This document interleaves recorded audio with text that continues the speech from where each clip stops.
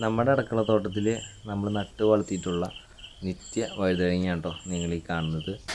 നിത്യ വഴുതനങ്ങ വലിയ പരിചരണമോ കാര്യങ്ങളൊന്നും ഇല്ലാതെ നല്ല രീതിയിൽ തന്നെ നമുക്ക് വിളവ് ലഭിക്കുന്ന ഒരു പച്ചക്കറിയാണ്. എൻ്റെ ഒരു അഭിപ്രായത്തിൽ നമ്മുടെ അടുക്കളത്തോട്ടമൊക്കെ ഉണ്ടാക്കുമ്പോൾ ഒരു 2 ചുവട് നിത്യവഴുതനങ്ങ നടുന്നത് എപ്പോഴും നല്ലതായിരിക്കും. നമുക്ക് അത്യാവശ്യം മെഴുക്കുവരട്ടി കാര്യങ്ങളൊക്കെ ഉണ്ടാക്കാൻ വേണ്ടി നിത്യവഴുതനങ്ങ നമുക്ക് ലഭിക്കുകയും ചെയ്യും. നല്ല രീതിയിൽ തന്നെ വിളവും കിട്ടും. വലിയ കേടുബാധ്യതകളൊന്നും ഇതിന് ഏൽക്കുകയില്ല. അങ്ങനെ നമ്മൾ നട്ട് വളർത്തിയതിന് ശേഷം ചെറിയ രീതിയിൽ അതിന് വള്ളി വീശി പടർന്ന് കയറാൻ വേണ്ടി ഒരു പന്തലും കാര്യങ്ങളെല്ലാം ഉണ്ടാക്കി കൊടുത്താൽ മതി. അങ്ങനെ നമ്മൾ നമ്മുടെ പന്തലിൽ പടർന്നു പോയിട്ടുള്ള നിത്യവഴുതനങ്ങ ഉണ്ടായി കിടക്കുന്നതാണ്. അത് നമ്മളിപ്പോൾ വിളവെടുത്തുകൊണ്ടിരിക്കുകയാണ് കേട്ടോ.